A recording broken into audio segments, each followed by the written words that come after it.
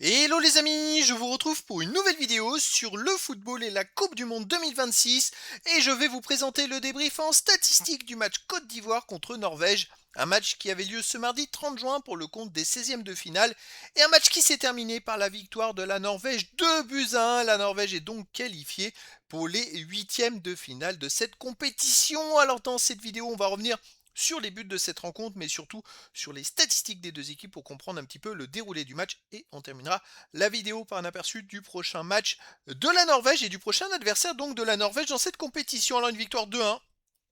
C'est la Norvège qui a ouvert le score en fin de première mi-temps par Nusa à la 39e minute. La Norvège menait 1-0 à la mi-temps. En deuxième mi-temps, la Côte d'Ivoire a poussé et ils ont réussi à égaliser par Diallo Traoré à la 74e minute. Il a fait un petit slalom dans la surface de réparation et dans les 6 mètres pour frapper de près.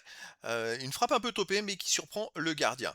Derrière, la Côte d'Ivoire a continué à pousser et puis sur une contre-attaque, c'est la Norvège qui a marqué le but de la victoire par Haaland suite à un centre en retrait dans les 6 mètres. Mais alors, la première passe, les amis, qui vient du côté, elle passe entre deux ou trois joueurs de la Côte d'Ivoire pour arriver dans la surface de réparation sur un joueur lancé qui a plus qu'à centrer en retrait dans les 6 mètres pour Haaland, qui marque le but. La première passe, elle est fantastique. Et donc, au final, c'est la Norvège qui se qualifie. Alors, les statistiques des deux équipes, il y a eu 52,9% de possession de balle à 47,1% pour la Norvège, 473 passes tentées à 401, 415 passes réussies à 339, 87,7% de passes réussies à 84,5%. Bon, collectivement, la Norvège a légèrement dominé la rencontre, mais c'est plutôt serré entre ces deux équipes, hein. Il n'y a pas un gros écart finalement. Les occasions 8 partout. Léger les buts attendus, alors là, c'est la surprise.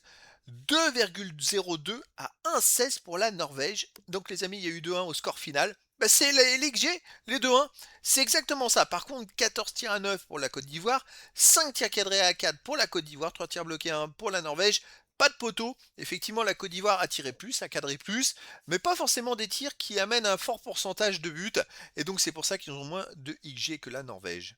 Les autres statistiques, il y a eu 2 hors-jeux partout, 14 corners à 3 pour la Côte d'Ivoire, 29 centres à 10 pour la Côte d'Ivoire, 6 interceptions à 4 pour la Norvège, 24 tacles à 19 pour la Côte d'Ivoire, 49 duels gagnés à 40 pour la Côte d'Ivoire, 4 à 1 pour la Norvège, 7 fautes à 6 pour la Norvège, un jaune à 0 pour la Norvège, pas de rouge. Là aussi, à part les interceptions où il y en a 2 de plus pour la Norvège, la Côte d'Ivoire a ultra dominé le match. Ils ont eu largement plus de corners, de centres, plus de tags, plus de duels gagnés. Ils ont été devant la Côte d'Ivoire dans beaucoup de statistiques. Et c'est peut-être un peu triste, hein, de les voir perdre et se faire éliminer en étant devant dans beaucoup de stats.